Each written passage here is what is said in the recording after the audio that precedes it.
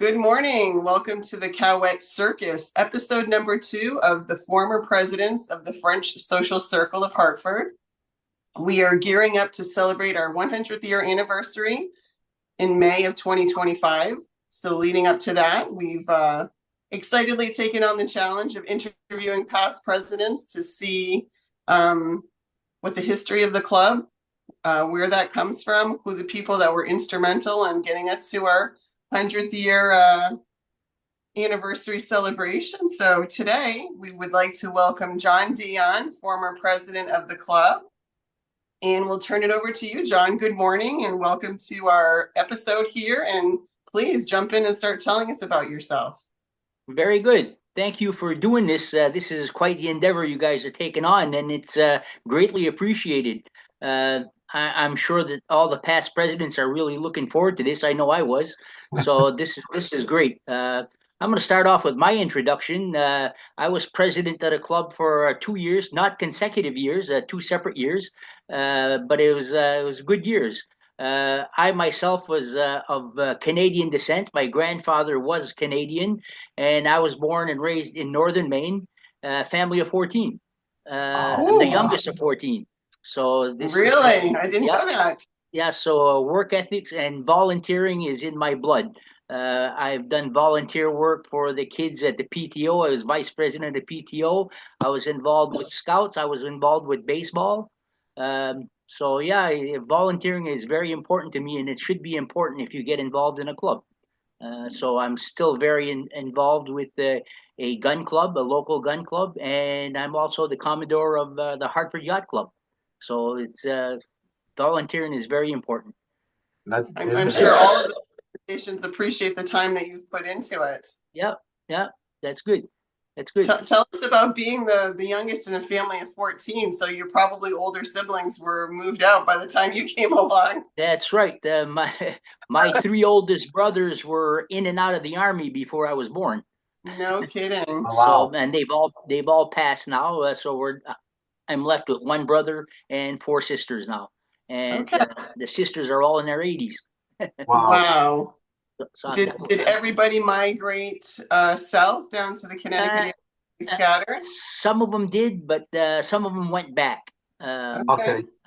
I think the only ones that are left down here is myself and my brother who lives in Enfield, and I have a sister in New Hampshire, two in Maine, and one in Canada. So, Wow, those family parties must have been something to see. yeah, yeah, it was tough getting everybody together. This whole Facebook thing that we're doing right now is great. That's I keep in touch with nieces and nephews.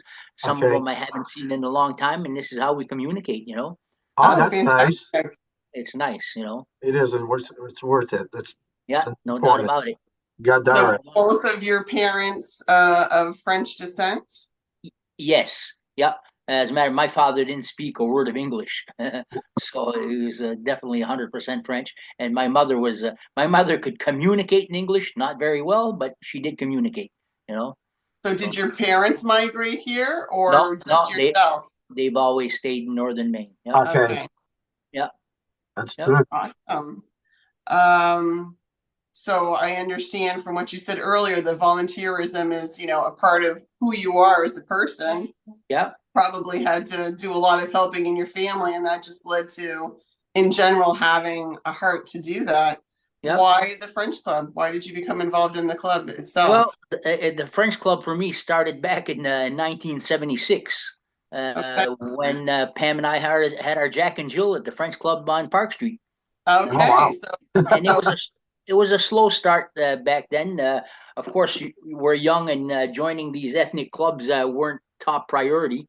right. So it took a while, but once I got a few friends, once the club moved to East Hartford, I got a few friends that got involved, like Bill and Renette and Claude and Linda and Yep. Janine Manson. The next thing you know, they're drafting me in a little bit, and and that's how it starts. They're having fun, I'm having fun, and we're all going and doing this. So that's basically how I got into it. I got started on the board with Alan Benanger, and it was all good people that we dealt with. And Yeah, funny then enough, we saw Alan this summer. I hadn't seen him in over 20 years, I would say. So that I was haven't, was I So haven't fun. seen same here. I haven't seen him in a long time. I just hope at this 100 year reunion that he could be there. You know, that'd be nice. I think he says He's that. still coming, so he should be capable Yeah, of I think coming he up would for be there. I think he would be What's there. But that? you know that group of people you talk about, Bill Renette, that was a great group of people for the French club, and Janine and Evelyn. What a great people there, and we did very well at that place in East Hartford. Yeah, yeah. Well, and the place when we moved in there, I don't know if you first remember when you walked into the building, you looked up and you could see the sky. There was holes in the roof. You know, Yeah, yeah, this place needed a lot of work. You know, and there was some good, hardworking Frenchmen, carpenters. Uh, Serge Grandin's father did a lot of plumbing there, and yeah, these guys put in a lot of time. You know, and to bring this building up to par. You know, yeah, so it was definitely a good time, and a lot of work. But yeah. what I did like about the old club is we had a hall there that if you wanted to sponsor a Saturday night or a Friday night dance, uh, there was room back there to set up a band. right. As compared to the club that we have now, the club that we have now is absolutely gorgeous. It's clean, and people that you invite there absolutely love the place. But uh, I kind of missed the hall. You know, Yeah, Yeah, yeah, I agree with that. We used to put on some great parties in that hall. yeah, we did. So yeah, true. Yeah, there was a little bit of a toss up. When we were choosing the Vernon location, we actually looked at the money, the rentals that we were getting from the hall. And yeah, surprisingly, as the years were going on, it was becoming less of an income source. yeah, yeah. So that was part of the decision to go with a facility that we have now that's got less of a hall area. Yeah, Yeah, I get it. I get it. You have to go with the changes. What correct. people want to do. Are they going to rent the hall? Are they not going to rent the hall? So you got to go. You got to go with the flow. So I get it. I get it. So besides your Jack and Jill, which I think you said was in 1976, Correct. do you have earlier memories of the French Club, or was that your first experience? No, I had been to the bar downstairs, but that's about it. As far as for going up as far as the dance, they had a lot of dances upstairs, and back then I'm in my early 20s here, and the bulk of the crowd that are going to these dances are in their 30s, 40s, and maybe 50s. So that crowd just didn't kind of mix with me or people my age. So Yeah, that's why you didn't go. But as you get older, you kind of understand this, So it's a little bit, I mean, Dan and I can relate to that because in our earlier years in the French Club, everybody was older than us, and it was a challenge to bring some younger yeah, people into the club. So we're yeah, still facing that today. Now yeah. we're the old ones. yeah, Tell, true. tell me about it. Bring new blood in. Yeah, Yeah, absolutely. yeah. Go Go ahead. ahead. Yeah, this new club that we have now is absolutely great. As a matter of fact, during the boating world, and I'm sure you see this during your camping world. In the summertime, you don't quite go as much as what you really should, Yep. But from the yacht club, I brought in another 7 members there into the club, and on Sunday afternoons. During when we're not boating season, we gather there in the afternoon and have a few drinks and eat. As a matter of fact, we'll be there this afternoon at 2 o'clock. There Oh, you that's go. fantastic. That's fun. Yeah, I so love that. well, it gives us something to do, a place to go. Yep. Again, Exactly. it's a nice place and it's a clean place. You take girls out to the a club like that. The first thing a woman will notice is how clean the bathrooms are. This is beautiful. Yeah, I And know. It's important. That's fair. They I always say totally agree. that lets you know how well a company takes care of their employees. So clean bathroom means happy staff. That's exactly. right.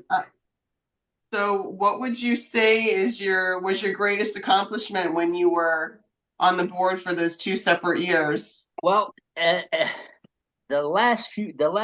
matter of fact, the last meetings conducted in French, I held them, Oh, Oh okay. wow.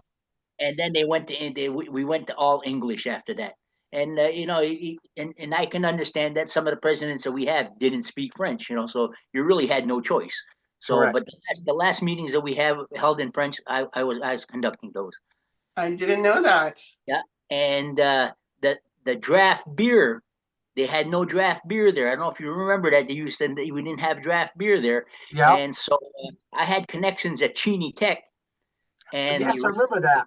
the refrigeration guy came and set up the walk-in cooler downstairs with a whole new refrigeration system, and I brought in tap beer upstairs. Oh, I wow. remember that. Yeah, so the kids, this was all the kids came from Cheney Tech. They did this. It didn't cost us anything. So at the end, we had a nice pizza party for the kids. That set this all up, and yeah, it was nice. And Budweiser, of course, they worked with us. So we got it all set up to have I draft remember beers. that. Those I are two of totally my remember favorite that. accomplishments. I don't Yeah, remember that. That's a big accomplishment, and to work with local trade schools to make that happen. I mean, give those yeah, kids an yeah. opportunity to Yeah, try out Cheney the Tech. too. I knew the teachers then, and because my son went to Cheney Tech, so I kind Okay. of, Yeah. so it helped a lot. So What that's I cool. So do what the I do teach. remember is that scary basement in the French club. Yeah, and another, you know what, and that scary basement, I'll never forget. We have a past member. I got to mention his name. I Berge. Yeah. This guy was a great volunteer from day one, and he dug part of that cellar by hand, 5-gallon buckets at a time, taking those up the stairs in the hatchway. He dug a whole section of that cellar by hand. He he did Holy Wow. cow. he did this all alone, and it was simply amazing. And Mr. Doobie at the meetings, I'll never forget this. He used to say, uh, we used to have parties sometimes. Sometimes we made money. Sometimes we didn't make money. And Mr. Doobie would tell us at the meetings, guys, no matter whether you made a lot of money or a little bit of money, the number one thing is you tried. That was it. That was, and he'd say this all in French, of course, and Yeah. that Yeah. if you tried, that's the bottom line, you know, He was a great man for sure for the club. unbelievable, Yeah. I unbelievable. Yeah, totally remember him. Great guy. Did yeah. so much for the club and like volunteer work and was he like a like the janitor, like maintenance Oh guy? yeah, Yeah. he did all the cleaning. Yeah, yeah, Cleaning, yeah. I Yeah. remember. That's what I remember him as. You remember? Bring back some memories. yeah. But Yeah, digging out you that got that part of right. that cellar by hand was simply amazing. I'd ask him, I says, "What are you doing? Why are you doing this? We need some storage room. We need some storage room." That was John, if I'm right, you go down the stairs. He was there on your left, right? Yes, yeah, and he Yeah, dug yeah. that all out right as soon as you took a left. It was right there on the right. That was Yeah, all yeah. full of dirt. He I dug that remember all out. that. Yeah, I remember him not doing that, but I remember the area you're talking about. yeah, Yeah, me too. yeah. Wow. That's awesome, Um, man. There's I so knew that. John, Go ahead, Lynn. at this stage, knowing that we're hitting our 100th year anniversary next year, what are your hopes or your dreams for the French Club going forward? Well, it's hard to pinpoint one dream. It's actually nice to keep that alive.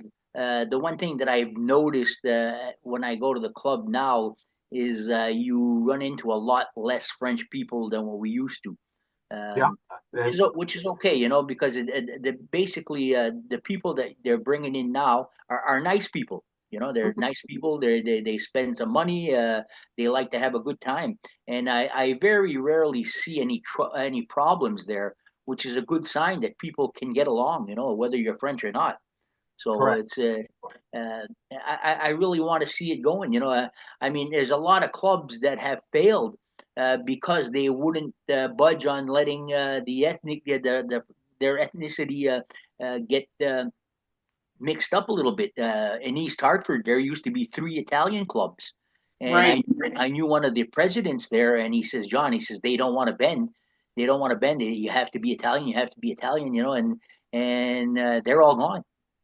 I remember our club. I remember those years where it was a struggle because memberships are dwindling. Yeah. Yeah. How do we get more people? How do we retain this? And then our first step was allowing spouses that were not French to become members. Yeah. Right. And then we opened the door to a certain percentage. And I don't know what it is. I think it's maybe 60-40. It 60, is. 40. It Correct. is. Yeah. 60% of our membership still needs to be of French Canadian descent, and then the other 40% don't have to be. So it's allowed our club to continue. Right, and I strongly believe had we not done that, we could have gone under. Oh yeah, I think you're right. There's been so many examples of that, even beyond the Italian clubs, like you just mentioned. There's lots of organizations that have closed up because of that. And with the younger population, when I remember my sisters and brothers coming down here to Connecticut, and some of my sisters didn't have rides. So the place to go was at the French Club on a Friday or Saturday night to have a good time. Yeah. Now with the generation we have, all these kids all have cars. You know what? Yep. And if they don't like what's going on at point A, they're going to go to point B. And if they don't like what's going on at point B, they're going to go to point C. Yeah. They're more mobile than the older generations were. So this is why they're not joining these clubs and sticking with it, because there's variety and they have means of transportation. That's a great point. Yeah, I will say, because we have children that are in that younger generation, and one benefit our club has over some other places is that hopefully it will continue this way, but there's a free pool table. So the kids can come, they can grab a couple beers, they can play a couple of games of pool. Sure. And as opposed to other places that still don't have that. They've got dart to play dart also, Yeah. And we still got a little hall, and it's funny, that hall, you're talking about the hall, John, but the hall is rented a lot, actually. Yeah, I see that. But a lot of people are using it. It's surprisingly. Yeah, I'm also glad to see that Lucie Veilleux went through a lot of trouble on putting up those pictures again. And that was very important that yes, the history from 1925 on up, that all those pictures are there. Yeah, I know they're there because we take pictures of them so we can track down the presidents. pictures will get lost, and I'll give you an example. At the yacht club, we established in 1895, and the latest pictures we have were from the 80s. What happened to all the other pictures before that? You're right. What happened to all the pictures of the other Commodores? It's like it's lost. It's gone. Yeah, correct. That's that day. But that's one thing I talk about, man.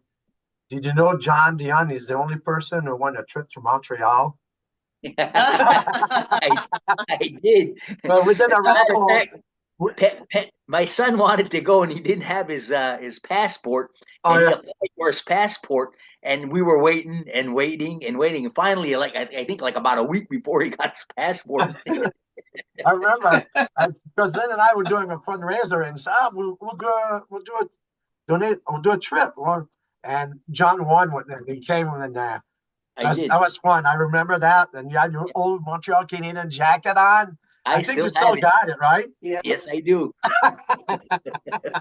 You're all proud. See, you got that on. See, it still fit. And well, it's tight, but it still fits. But yeah, I've got pictures from that trip. I said I've got pictures from that trip. That was a good time. Well, yeah, I've been on 3 of those trips. Oh, you did? Yeah. That jacket there was the very first one. That jacket was bought at the Forum. Oh wow. That was with you went there with Benoit Quirion, right?